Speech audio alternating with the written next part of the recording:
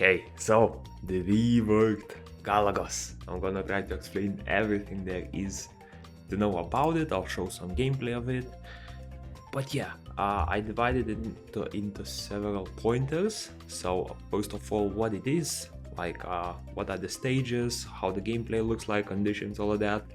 I'll explain about the leaderboard and the timer, the magic order, the monster selection and how to use them, the rewards, the Galagos pass, and in the very end, which will probably be like good 50% of the video, I will showcase most of the buffs that I have, because there are a lot. Spoiler alert, I already have 115 different ones. Most of them are level 1, but some of them are very high leveled, like level 20 and all that. So yeah, we'll review those as well. Okay, so first of all, what even is this new Galagos, right? So previously we had 4 floors. Each floor had a certain amount of stages, and once you did those stages, you received your rewards and you're done for the month, right? Now it has been changed to a 3-month rotation. Currently in Korea it is also almost 4 months actually, but it will be 3 months on the regular basis. And it is now an infinite dungeon. So basically you enter, you beat as much as you can, and you come out, right? And by the end of the rotation, by the end of those 3 months, the more you have passed, the more rewards you will get. So as you can see currently, I am in area 63, basically floor 63. Each floor has 6 stages in total, so I've done like over 300 battles already.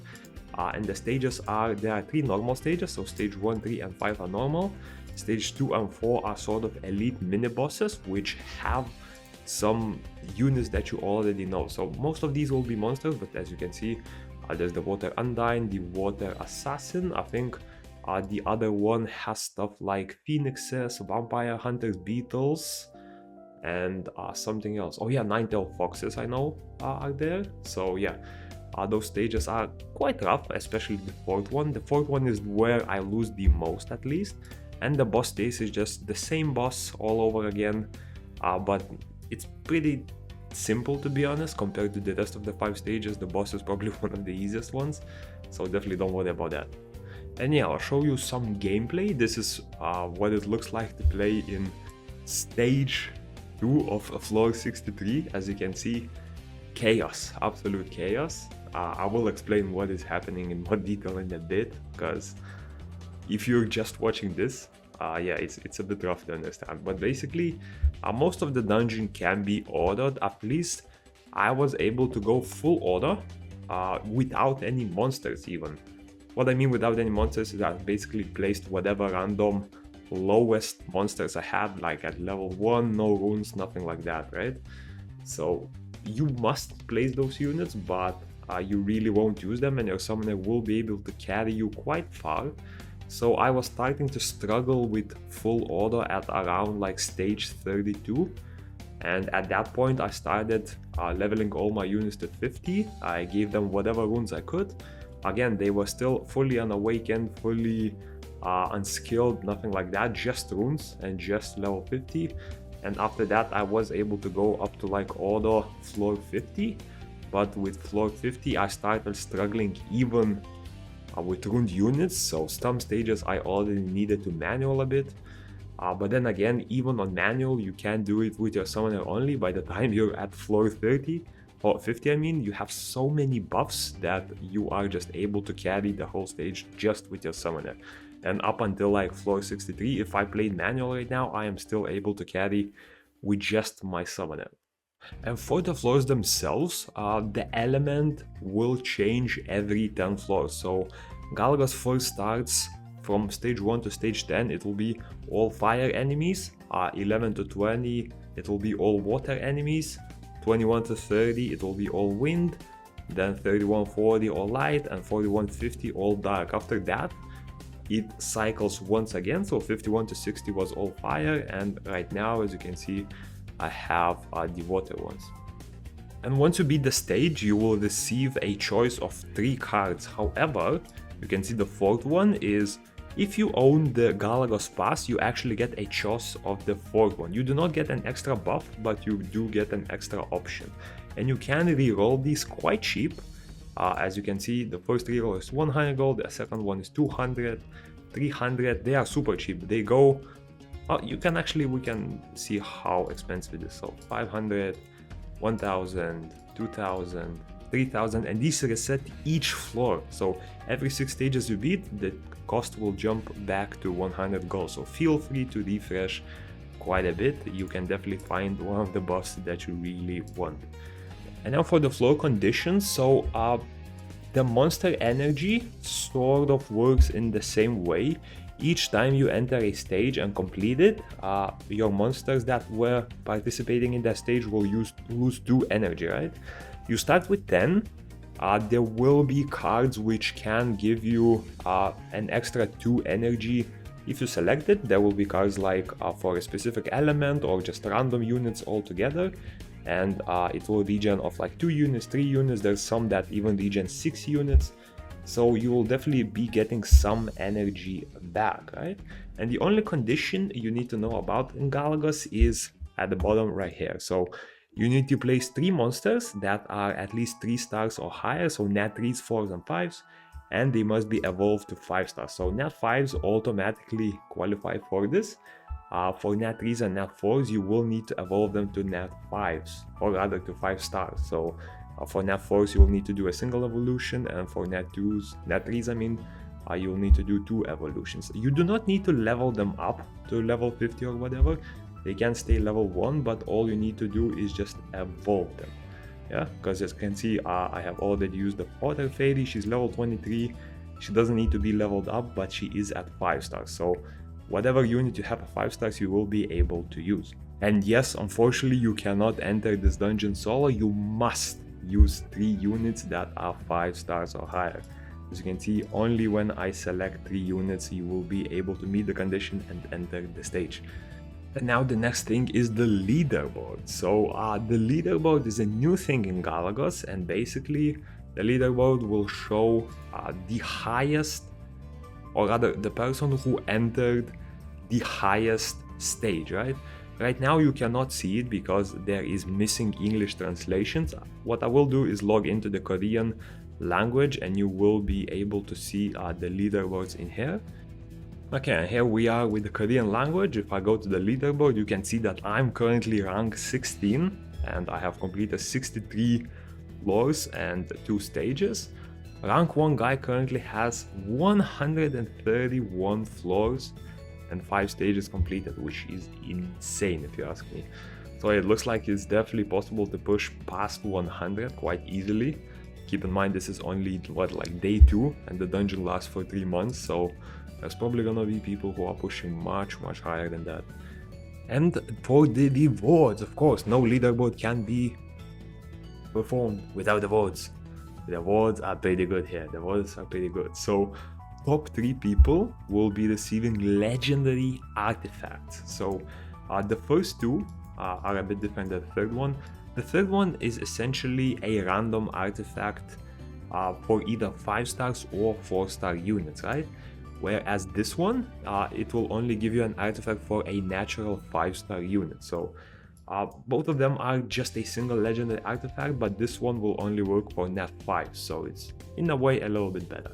And for lower ranks, as you can see, rank 4 to rank 100 will be getting purple artifacts, and 101 to 1000 will be getting blue artifact. On top of that, you will be getting a bunch of crystals. So rank 1 will start with 16,000 crystals. And even for the lowest ranks, you will be receiving close to 2,000 crystals for it. And of course, some Galagos tokens. So even at the lowest rank, you will be receiving 200,000 of these tokens. And at rank 1, you get up to 500,000 of them. And for the magic order, this has been reworked as well. Unfortunately, it is also missing English translation, so I'll have to translate it for you in Korean.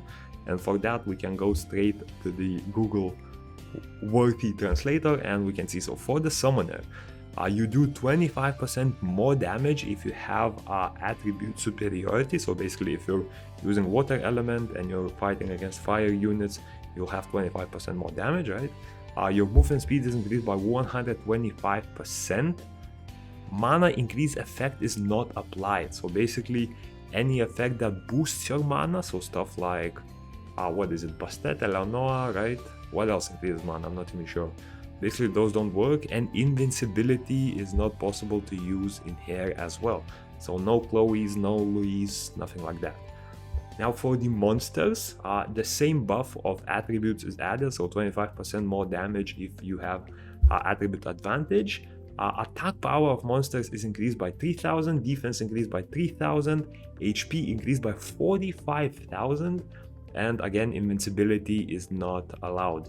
Now for the team formation, basically all of the requirements have been removed, because in order to enter a stage you need 3 units that are 5-star or higher, so that's pretty much the only condition you have, to at least have 3 units of 5-star or higher. Even if you only are able to do like 1 floor, that is the minimum you need to do. And for the enemy monsters, the skill cooldown of fire attribute monsters will be reduced by 20%. So definitely not difficult conditions in terms of enemies, and you get some decent buffs to your monsters and your summoner. And for the monster selection, the cool thing is you no longer need to select 30 units only. Every single unit that is currently 5-star or higher can be used, and as you can see, I have a lot of units evolved. I prepared a lot of units for this, and actually a good majority of them have already been used fully, actually. And keep in mind, I do have the what it calls the GALAGOS pass, so I actually got additional uses for all of them. So yeah, you need a lot of monsters for this. And now probably the main reason y'all are coming here in this dungeon at all is the rewards. So unfortunately, some of the rewards are a little bit harder to obtain right now, but I would say overall, if you are able to push quite far, especially if you're able to push like 100 and more floors, the difference will not be too big. But if you struggle at lower stages, if you stop at somewhere like 60 like I did, I can go further. I just don't want to, because at this point I have to kind of manual a bit. I still have quite a bit of good monsters, especially more of my powered up monsters, because as you can see, I used most of the level 55-star units, right? So most of the good units are still there, and you should be saving them sort of. But yeah, I can definitely push. If I manualed, I think I could go to floor 80 easily, but I'm just not gonna do it. I don't feel like doing it. But yeah, the rewards. Here are the rewards. So each floor has 6 stages, and each stage will have these rewards. So these are big rewards. Previously, in like earlier stages, you will get way less. So these are the rewards for stages 61 to 70. The rewards increase every 10 stages, the same way that elements change, right? So at first stages, you will only be getting around 2,000 of these tokens per stage, and you will only be getting 220 of these refined stones, right? And each 10 floors, these rewards will increase a bit. I'm not sure how much the gold increases. The refined stones will be increased by 10 for each 10 floors. So it started at 220 at floor 1, and now it's 290. But then again, the rewards for the refined stones are pretty low. So if you want to calculate how much I got, at this stage I'm getting like close to 900 per whole floor. I did 60 floors, but previous ones gave me lesser rewards, so on average we can say that I got around 800 refined stones per floor, which is around how much? 80 times 60 floors, that's like 48k refined stones or something. But keep in mind, the rotations are every 3 months now, so essentially you should be getting at least 3 times more refined stones than you were previously. And at 48k per 3 months, I think we are getting quite a bit less, right? But if you push further, it will equal out a bit more. And for tokens, you definitely get more if you are able to push quite further. I think at stage 60, I've received like enough to buy majority of the things in the shop for like the whole 3 months. So tokens shouldn't be too big of an issue. You also get some tokens from the GALAGOS pass, whether you have it or not. The free one also contains a bit of tokens, so tokens shouldn't be too much of an issue at least. And yeah, one important thing to note about the shop, well, I have it in Korean now, but I'll keep it in Korean for now, since we'll need it for the like buff checking, right?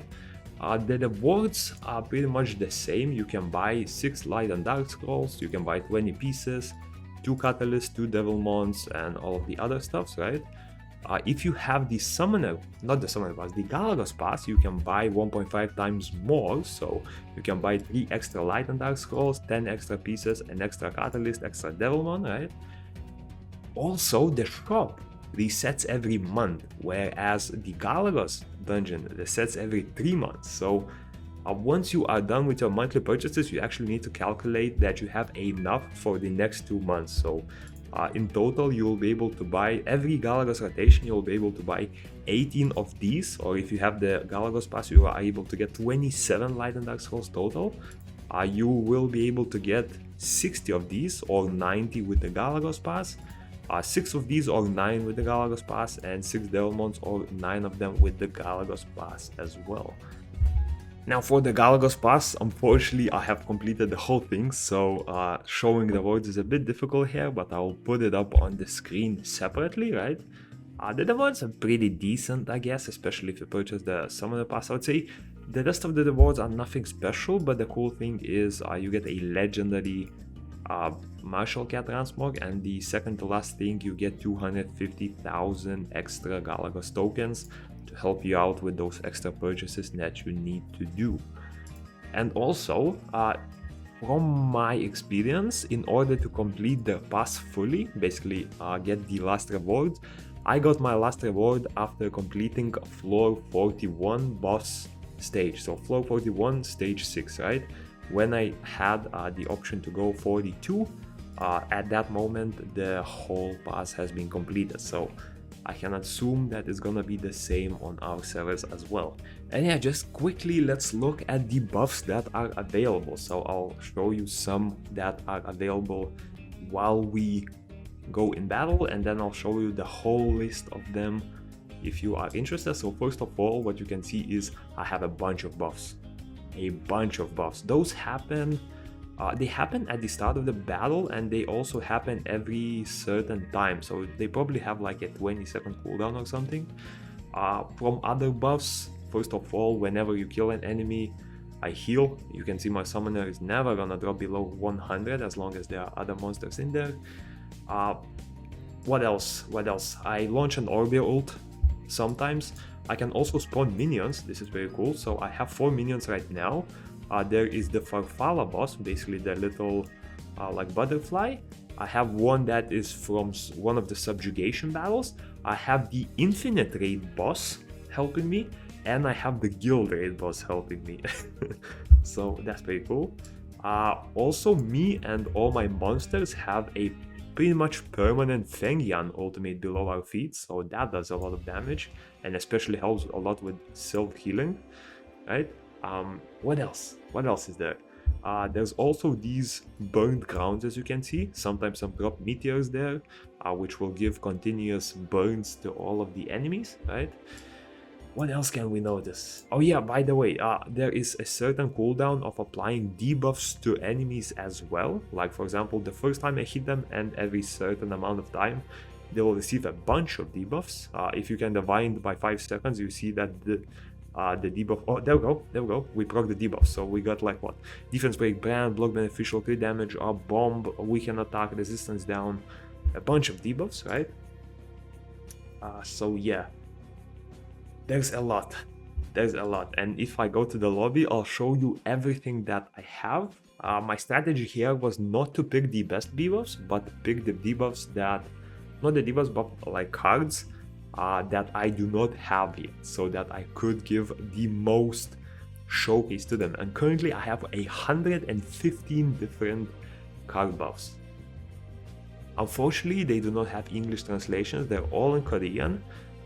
I will save you the trouble, I will not translate every single one for you. However, if you are interested in it, I will scroll down through all of it slowly, and you can take a screenshot or take a photo with your phone using the translator app and see what these buffs are. Yeah, so yeah, there I'll scroll through them slowly. You can take a photo, take a screenshot and translate to see what they do, because the buffs, there are a lot of them, but they are also quite small compared to the buffs that you previously get. So again, like it's a bit more difficult to sort of calculate what they do, right? There we go. Another 4. There's another 4. I'm gonna try to fit them nicely in screen. Another 4. Yeah, there's a lot. A lot of these buffs, some of the buffs are quite unique, right? But there are a few where it's just pure stats, like stats for your summoner, stats for your monster. Some of them I have upgraded up to like level 200, not 200, no, level 20 or something. So those give me like attack, defense, HP. They work on your summoner, some work on your monster. Also, some of the unique buffs, you will notice that the same buff, I think, like for example, wording here is the same, right, between the first two. But they work, some of them work on your monsters and some of them work on your summoner. So you can get the same buff, for example, giving bombs, giving regen, giving Fengyang ultimate, all that. But one of them will work on your monsters, the other one will work on your summoner, right? So you can also min-max based on that a bit. I'll also show you some monster stats and summoner stats in game, just to give you a reference point in what the stats are looking. And spoiler alert, start stacking attack, defense and HP, because everything else will be upgraded more than enough from all of these buffs. Yeah, Jesus, how many buffs are there? Wait, I'll have to actually remove my face cam just so you could see the rest of the translation properly. But yeah, here there's more here. Now there we go, we're entering the one where it's just stats. So some of these are for monsters, some of these for summoners. As you can see, a lot of them are like fully maxed out because they're simply hitting the cap at this point. You get so many buffs and you will get many more buffs. Most of the buffs after that you will probably just need to max out attack, defense and HP, because everything else, I promise you, everything else will be capped out. It's already capped out, everything apart from crit damage for me. So, and there we go, that's the last buffs.